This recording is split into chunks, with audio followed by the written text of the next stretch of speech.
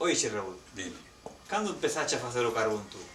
Xa empecé desde que tiña 8 ou 9 anos, que iba cando a meu pai, máis cando a miña mãe para a Fraga. E despois dali para diante, pois tuve que seguir. Nas fragas de Trasbar, non? Nas fragas de Trasbar desde Trasbar hasta San Salvador. E de que madeira se utilizaba para iso? Pois utilizábamos esvedro, uz, toxo e carballo. E tamén había algún ameneiro polo medio, e ás veces había incluso polas de teixo, que en sitios había teixos tamén, e tamén se apañaban as polas de teixo, que o teixo era unha madeira moi guapa, que se usaba para as cabillas dos barcos de vela que facíades vos. Sí, sí. Xa me das contado de que traía Claro, meu pai en paz descanso. meu pai, xa meu avó, meu pai traía os teus os cachos de teixo para facer as cabillas das velas dos barcos. Sí, sí.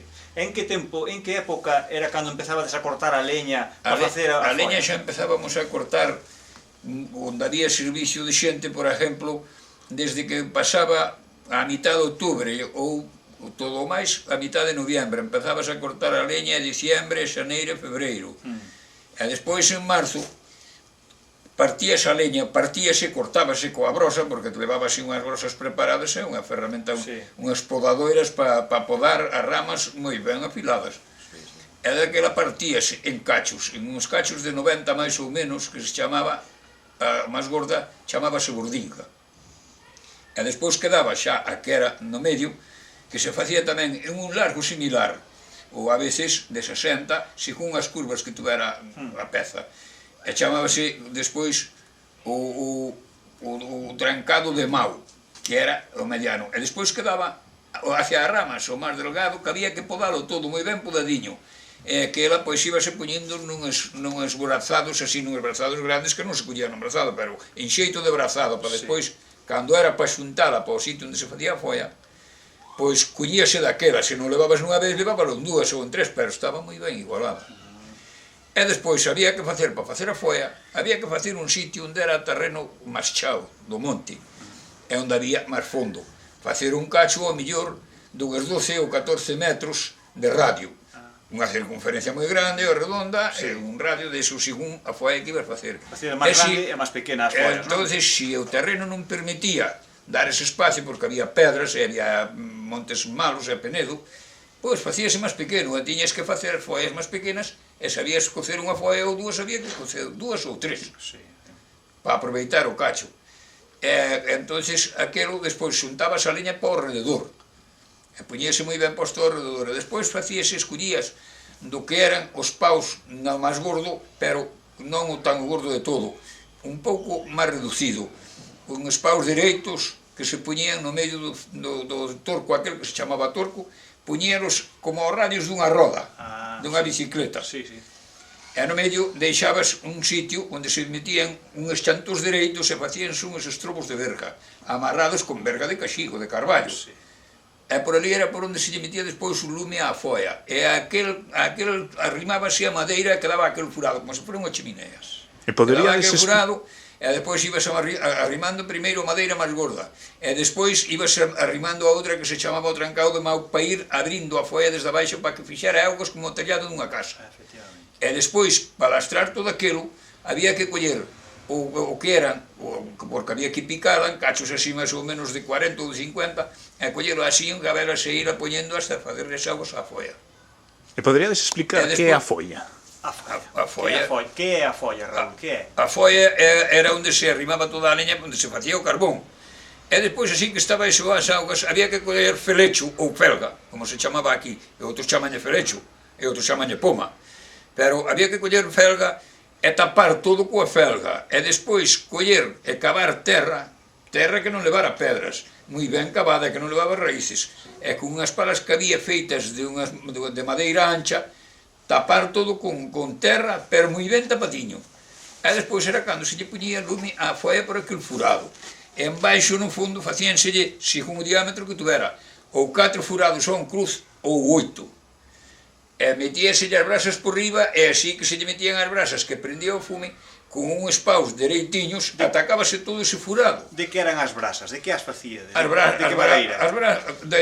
Do resto da madeira que había na fraga, de esvedro, de toxo, pero un braseiro como se fora pasa nun xato.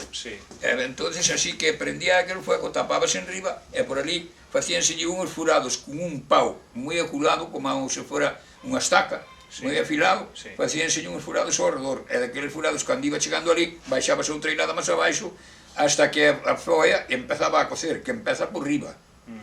Canto tempo botaba a folla cocendo? A folla dependía do grande que fora. Podía botar 3 días e 3 noites, podía botar 4 días e 4 noites, 5 días ou 5 noites, dependía sempre do grande. Estabas continuamente ali vigilando? Había que estar ao pé dela sempre. Entonces eso era un traballo que botaba de salir toda a semana no monte? Non, toda a semana non, botábase todo o mes, ou 2 meses. Sin virar a casa? Sin virar a casa. Levaba o suministro a familia da casa para estar ali, e ali facíase unha cabana, coberta con ramos de esvedro e máis de uz. Para abrigarse e para dormir nela. Aquela era a cama. Por eso que a xuventude agora ve todo moi ben feito, é moi guapo, pero había que pasar eses momentos da vida e ver as cousas coa dureza que tiña a vida, e agora todo o encontramos feito, e non está tan feito. Deberemos de mirar de facelo millor aínda. Unha cousa que che iba a preguntar, despois desde que xa tiñades o carbón feito, iso traíadelo en uns carros, non? Que eran un pouco especiales para traer eso. Despois, desde que estaba cocida a folla, había que ir sacando o carbón e a terra que quedaba por encima, había que volver a tapar o outro carbón que quedaba do que iba sacando, que non se podía sacar todo xunto. E cargábase no carro, había que mirar que non trouxera fuego, que ás veces se era madeira que tuvera moi podrido algún pau, os paus podridos guardaban o lume no carbón e podía saltar o lume no carro. E había que tero desde que o sacabase enfriando hasta que estaba frío, e despois enchíase con os cestos grandes que había, que facían os cesteiros, botábase no carro, e dali traíase para San Ciprián. E as pilas estaban en San Ciprián, onde está agora unha plaza que fixeron en San Ciprián, que le chaman a Plaza dos Campos. E ali había 3 montos moi grandísimos dos 3 contratistas que compraban o carbón, que era Manuel Cociña García, Manuel Xacido, e Pepe de Demetrio da Carretera, que era o padre do médico que estuvo en Lugo, que se chamaba Fernando. Ese carbón iba fundamentalmente para as ciudades, para a calefacción e para esas cousas, non? Ese carbón vendíase para moitos sitios, vendíase para a parte do interior de Madrid e de outros sitios que iban camións. E vendíase para os puertos de mar, para os que tiñan xa depósitos de carbón e de leña, para a Coruña, para Asturias, para moitos sitios. Para Bilbao, para San Sebastián, e por aí iba para moitos sitios. E de outros sitios que colindaban por ali, porque se facían outras zonas de España tamén, viña para a parte de Barcelona e de Levante, o carbón de outro sitio. Hai unha cousa que tamén che quería preguntar. Cando viñades, poñíades vos todos de acordo, porque eu teño oído falar a alguén de que viñan unha hileira de carros cargados do carbón, que viñan todos xuntos. Carros, ás veces viñan 10 ou 12, según estaban as foes, 10 ou 12, porque había moitos señores que facían o carbón.